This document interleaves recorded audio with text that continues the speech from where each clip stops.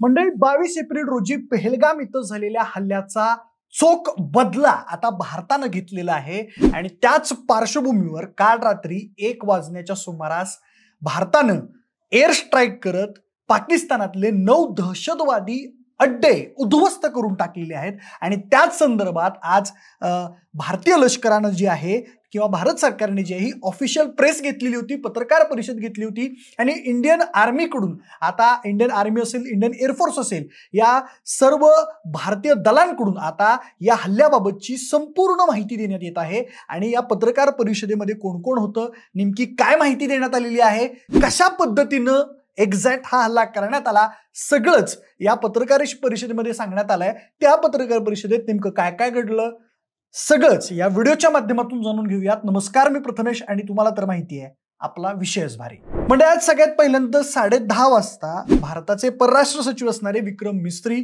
Wing commander Vyomika Singh आणि colonel Sofia Qureshi यांनी आज पत्रकारांना काल रात्री जो हल्ला झाला त्या संदर्भात माहिती दिलेली आहे। कर्नल सोफिया कुरेशी आणि विंग कमांडर व्योमिका सिंग यांनी काश्मीर म्हणजेच पीओके मध्ये दहशतवाद्यांच्या अड्ड्यांविरोधात जी भारतानं कारवाई केली त्या संदर्भातलं जे ऑपरेशन होतं सिंदूर, या सिंदूर ऑपरेशनाची अगदीच मायक्रो लेवलला माहिती दिलेली आहे। आणि भारताचे जे परराष्ट्र सचिव आहेत विक्रम मिस्त्री यांनी हा हल्ला का करण्यात आला आणि भारतानं कशा पद्धतीनं प्रत्युत्तर दिलेलं आहे या संदर्भात माहिती दिली आहे। सुरुवातीला आपण बघूयात की भारताचे जे परराष्ट्र सचिव आहेत विक्रम मिस्त्री ते नेमके काय म्हणाले ते आपण पाहूयात। भारताचे परराष्ट्र सचिव मिस्त्री म्हणाले की तुम्हाला सर्वांना माहिती आहे की 22 एप्रिल 2025 रोजी पाकिस्तान आणि लष्कराशी संबंधित पाकिस्तानी प्रशिक्षित दहशतवाद्यांनी पहलगाममध्ये भारतीय पर्यटकांवर हल्ला केला। 25 नागरिक आणि एका नेपाळी नागरिकाचा यामध्ये मृत्यू झालाय। 26 नंतरची सर्वात मोठी घटना आहे। पहलगाम हा एक भ्याड हल्ला होता ज्यामध्ये लोक त्यांच्या कुटुंबियांसमोर मारले गेले, लोकांना हल्ल्याचा संदेश पसरवण्यास सांगण्यात आलं। जम्मू आणि काश्मीरच्या चांगल्या स्थितीवर परिणाम करण्यासाठी हा हल्ला करण्यात आला। गेल्या वर्षी 2.25 कोटींहून अधिक पर्यटक काश्मीरमध्ये आलेले होते। विकास आणि प्रगतीला हानी पोहोचून मागासले पण टिकून ठेवणं हा या हल्ल्याचा उद्देश आहे। जम्मू आणि काश्मीर आणि संपूर्ण देशात पसरलेल्या जातीय दंगलींमुळे हल्ल्याची ही पद्धत प्रेरित होती। TRF नावाच्या एका गटानं या हल्ल्याची जबाबदारी स्वीकारली आहे, त्यावर संयुक्त राष्ट्रांनी बंदी घातली आहे आणि ती लष्कराशी जोडली गेली आहे। पाकिस्तान स्थित गटांसाठी TRFचा वापर हा कव्हर म्हणून केला जात होता। लष्कर सारख्या संघटना TRF सारख्या संघटनांचा वापर करत आहेत। पहलगाम हल्ल्याच्या तपासात दहशतवाद्यांचे पाकिस्तानशी असलेले संबंध उघड झाले आहेत। TRFचे दावे आणि लष्करच्या सोशल मीडिया पोस्ट हे सिद्ध करतात हल्लेखोरांची ओळख पटली आहे। या हल्ल्याचा कट हा भारतात सीमापार दहशतवाद पसरण्याच्या पाकिस्तानच्या योजनेचाच भाग असल्याचं सिद्ध झालं आहे। पाकिस्ताननं दहशतवाद्यांसाठी सुरक्षित आश्रयस्थान म्हणून आता प्रतिष्ठा मिळवलेली आहे, अशा पद्धतीचं वक्तव्य जे आहे ते भारताचे परराष्ट्र सचिव असणारे विक्रम मिस्त्री यांनी म्हटलेलं आहे। मिस्त्री म्हणाले की पहलगाम मधील हल्ल्यामुळे संताप आहे। भारत सरकारने पाकिस्तानशी संबंधांबाबत काही पावलं उचलली। 22 एप्रिल रोजी झालेल्या हल्ल्यातील गुन्हेगारांना आणि योजना आखणाऱ्यांना न्यायासमोर आणणं अत्यंत आवश्यक आहे। तो सतत नकाराने आरोप करत आहे। पाकिस्तानमध्ये दहशतवादी तळांबद्दल आम्हाला माहिती मिळाली होती की आणखी हल्ले केले जाऊ शकतात, त्यांना थांबवणं आवश्यक होतं, त्यांना रोखण्याचा आमचा अधिकार आम्ही बजावलाय।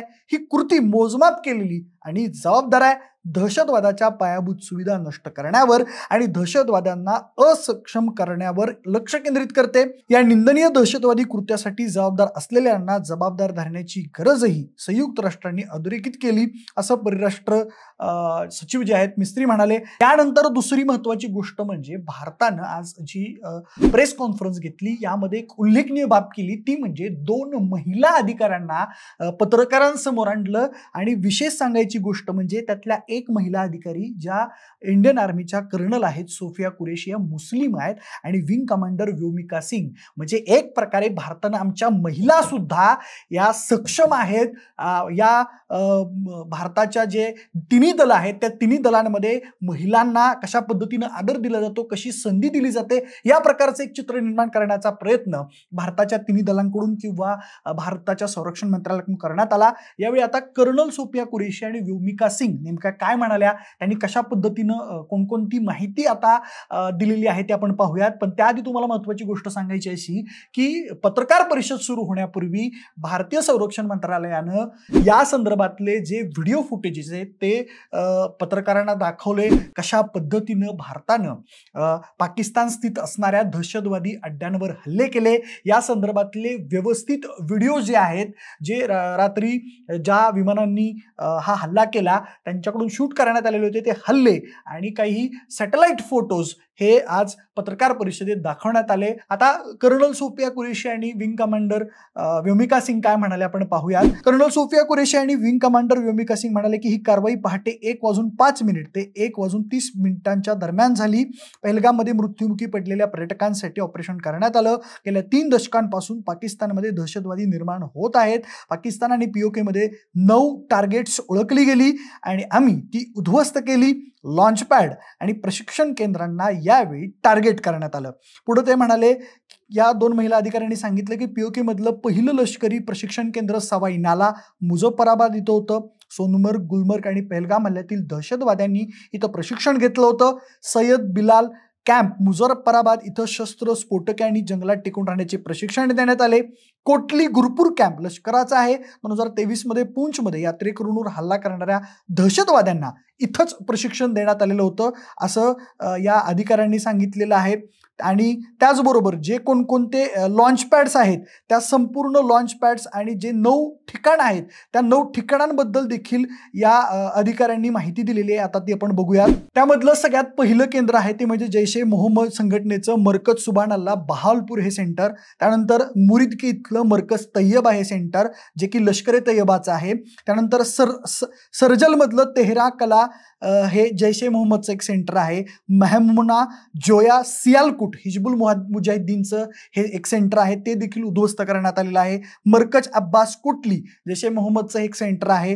हिजबुल मुजाहिद्दीनचं मस्कर राहिल शाहिद कोटली इथलं हे सेंटर आहे ते देखील उद्ध्वस्त करण्यात आलेलं आहे. मुझफ्फराबाद मधलं शवाई नाला कॅम्प ज्याबद्दल आत्ताच आपण बोललो ते देखील उद्ध्वस्त करण्यात आलेलं आहे. आणि सय्यदना बिलाल कॅम्प मुझफ्फराबाद जैश ए मोहम्मदचं हे देखील उद्ध्वस्त करण्यात आलेलं आहे. ज्या कॅम्प्समधून भारताविरोधातल्या दहशतवादी कारवायांचे कट शिजत होते ते संपूर्ण 9 ठिकाणचे जे दहशतवादी तळ आहेत ते इंडियन आर्मी असेल आणि इंडियन एअरफोर्स असेल यांच्याकडून ते उद्ध्वस्त करण्यात आलेले आहेत.